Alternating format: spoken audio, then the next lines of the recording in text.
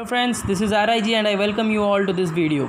जैसा कि मैंने कहा था, आज से 50 डेज़ के लिए आपके साथ नीट क्रैक करने के लिए मैं रहूँगा और आपका साथ ज़रूर दूंगा और RIG के साथ आपके लाइफ को इजी बनाऊँगा। ठीक है, तो जैसा कि आप देख सकते हैं यहाँ पे द लिविंग वर्ल्ड चैप्टर का नाम लिखा है। चैप्टर का नाम सुन के आप ज़्यादा परेशान मत हो जाइए, बहुत ही छोटा चैप्टर है। ठीक है, तो छोटा चैप्टर है इसलिए इग्नोर मत कर दीजिए, ठीक है, क्योंकि आज ये हमारा पहला चैप्टर है। सो मैंने छोटा चैप्टर चूज़ किया है बिकॉज मैं बिलीव करता हूँ एक प्रिंसिपल पे, वो है think big but always start with small things. ठीक है, ऐसे करने से क्या होगा ना, आपका कॉन्फिडेंस बढ़ते जाएगा और दिन पर दिन आप ज़्यादा चैप्टर कवर कर लोगे। तो इसीलिए हमने एक छोटा चैप्टर आज शुरू किया है। तो स्टार्ट करते हैं। यहाँ पे मैंने NCERT के कुछ लाइंस डायरेक्ट कॉपी किए हैं। इन लाइन में से क्वेश्चन आने की बहुत सारी पॉसिबिलिटीज़ होती हैं और आए भी हैं। अगर आप पास्ट पेपर्स उठा लो, प्रीवियस पेपर्स में आपको ये सारी लाइंस टू लाइन क्वेश्चंस आ जाएंगे। ठीक है, तो स्टार्ट करते हैं। पहला लाइन है ये, आप हर लाइन आप NCERT में पा जाओगे। ठीक है, तो पहला line, animals grows but growth cannot be taken as defining property. Growth cannot be taken as defining property of living organisms. Why? क्योंकि आपने देखा होगा कि एवरेस्ट हर साल उसकी हाइट भी बढ़ती रहती है। वो एक नॉन लिविंग थिंग है, फिर भी उसकी हाइट बढ़ती है, इसलिए growth cannot be taken as a defining property of living organism. Second point है, reproduction is a characteristic of living organisms but reproduction can't be all inclusive defining characteristics of living organisms. ऐसा क्यों? Because आपने देखा होगा बहुत सारे worker बीज होते हैं। ठीक है, वर्कर बीज जो कि स्टेराइल होती है बट फिर भी वो लिविंग है। बहुत सारे स्टेराइल ह्यूमंस होते हैं, सो फिर भी वो लिविंग है बट दे कांट रिप्रोड्यूस। ठीक है, थर्ड पॉइंट है, cellular organisation of a body is defining feature of life form. ठीक है, defining feature of life form, mark कीजिए इस पॉइंट को, defining feature of life form.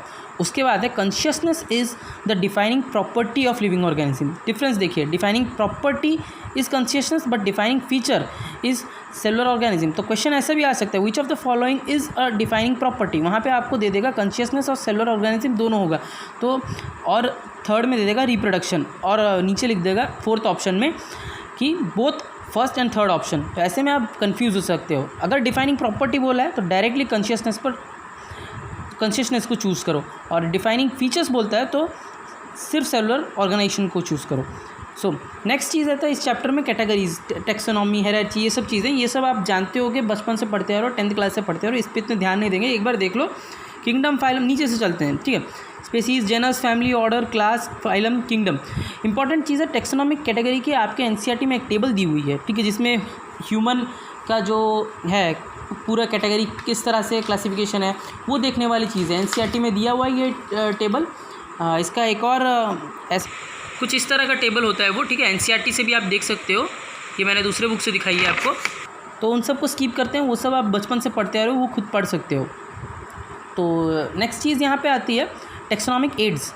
सब लोग वो सब कुछ पढ़ लेते हैं, उसके बाद छोड़ देते हैं और इस चीज़ को छोड़ दिया जाता है। ठीक है, बट क्वेश्चन इससे भी आए हैं। अगर आप पास्ट पेपर्स, प्रीवियस पेपर्स उठा के देखो तो इन चीज़ों से भी बहुत क्वेश्चन आए हैं और ये थोड़ा कंफ्यूजिंग है। ठीक है, तो यहाँ देखो, herbarium. What is herbarium? It is a store house of, mark करो इन वर्ड को, collected plant specimen that are dried, pressed and preserved on a sheet. अब वो जिस शीट में रखा होता है ना, वो उसे हर्बेरियम शीट कहते हैं। उसमें एक लेबलिंग होती है। एक शीट है, उसमें एक प्लांट का कोई स्पेसिमेन होगा, उसमें लेबलिंग होगी। यहाँ पे लेबलिंग होगी, क्या लेबल्ड होगी, उससे क्वेश्चन आए थे। ठीक है, date and place of collection, English, local name, botanical names. ठीक है, उसके बाद आता है फैमिली और कलेक्टर्स नेम। कलेक्टर्स मतलब वो कलेक्टर्स नहीं, ये किसने कलेक्शन किया है। ठीक है, वो कलेक्टर्स नेम। उसके बाद सेकंड चीज़ है बॉटनिकल गार्डन। ये एक तरह का स्पेशलाइज्ड गार्डन है that have collection of living plants. Difference देखो, यहाँ पे है कलेक्टेड प्लांट स्पेसिमेन बट यहाँ लिविंग प्लांट्स है। फॉर रेफरेंस, म्यूजियम में both preserve plant and animal specimen होता है फॉर स्टडी एंड रेफरेंस। और जूलॉजिकल पार्क में place where wild animals are kept in protected environment under human care. ये zoological park है। यहाँ पे लिविंग एनिमल, यहाँ पे प्रिजर्व्ड प्लांट्स एंड एनिमल्स, यहाँ पे ये प्लांट्स एंड एनिमल स्पेसिमेन। यहाँ बॉटनिकल गार्डन में have collection of living plants और हर्बेरियम में प्लांट स्पेसिमेन। ठीक है, ये इंपॉर्टेंट है। उसके बाद फिफ्थ थिंग जो बहुत लोग स्किप करते हैं लेकिन ये भी इंपॉर्टेंट है, वो है की। सो व्हाट इज़ की? सो व्हाट इज़ की, अगर देखा जाए की is it is a aid, ठीक है, एक तरह का टेक्सोनॉमिकल एड ये भी है। तो aid is used for identification of plants and animal based on the similarities and dissimilarities, ठीक है, ये की है, ये डेफिनेशन आएगा और बोला जाएगा की क्या है। उस क्वेश्चंस में आते हैं फिर, कीज़ में 2 स्टेटमेंट्स होते हैं, ठीक है, 2 स्टेटमेंट्स होंगी, कपल ऑफ स्टेटमेंट्स होते हैं जो कि कॉन्ट्रास्टिंग कैरेक्टरिस्टिक्स को दिखाते हैं और वो अपोजिट ऑप्शंस होते हैं उसमें। जैसे इट इज़, जैसे मान लो कि आप किसी जू में गए हो, वहाँ पे एक ज़ेब्रा दिखते हो, ठीक है, तो वहाँ पे लिखा हुआ है कि this zebra contains dark patches और नॉट, और डार्क स्ट्रिप्स है या नहीं। ये 2 स्टेटमेंट्स होंगे अपोजिट कैरेक्टरिस्टिक्स की, उसे वो 2 स्टेटमेंट्स के कपल को, ठीक है, ऑल टुगेदर हम कपलेट कहते हैं, जो की में होता है। और ईच स्टेटमेंट, उस कपलेट का ईच स्टेटमेंट, उसे हम लीड कहते हैं, ठीक है। उसके बाद आता है 3 इंपॉर्टेंट चीज़ है। फ्लोरा है, it's contains the actual description of plants given of A given area.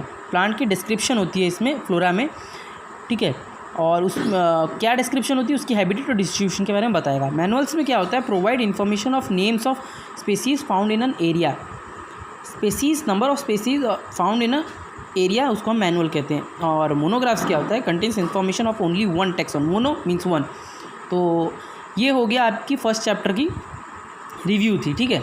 आप इससे ज़्यादा क्वेश्चंस नहीं आते हैं, लेकिन हमने स्मॉल स्टार्ट इसलिए किया बिकॉज आज आपका पहला दिन है, मतलब दूसरा दिन है, जिसमें आपको एक क्वेश्चन सेट करना था। मैं नहीं जानता आपने किया या नहीं, बट अगर किया है तो बहुत अच्छा, इसीलिए मैंने थोड़े वीडियोस पढ़ाए हैं।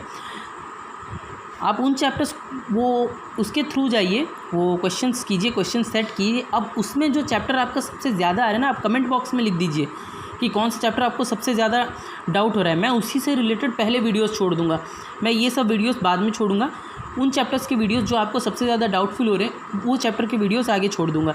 उसके मेन पॉइंट्स, क्या क्वेश्चन है, कैसे क्वेश्चन आते हैं, कहाँ से पढ़ना है, सब रिवाइज़ हो जाएगा। इसलिए सो आप क्वेश्चन सेट्स कीजिए और उसमें से अपना लिस्ट बनाइए, जैसे मैंने पहले वीडियो में किया। अगर वो नहीं सुना है तो प्लीज़ सब्सक्राइब करके बेल बटन दबाइए, ऑल पे सेट कर दीजिए और मेरी सारी वीडियोस को देखिए।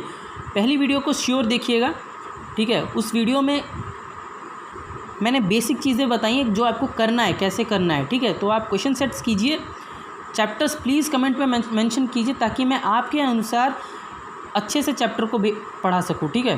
सो चैप्टर्स मेंशन कीजिए कमेंट बॉक्स में। सो इसी के साथ थैंक यू, अगले वीडियो में मिलते हैं।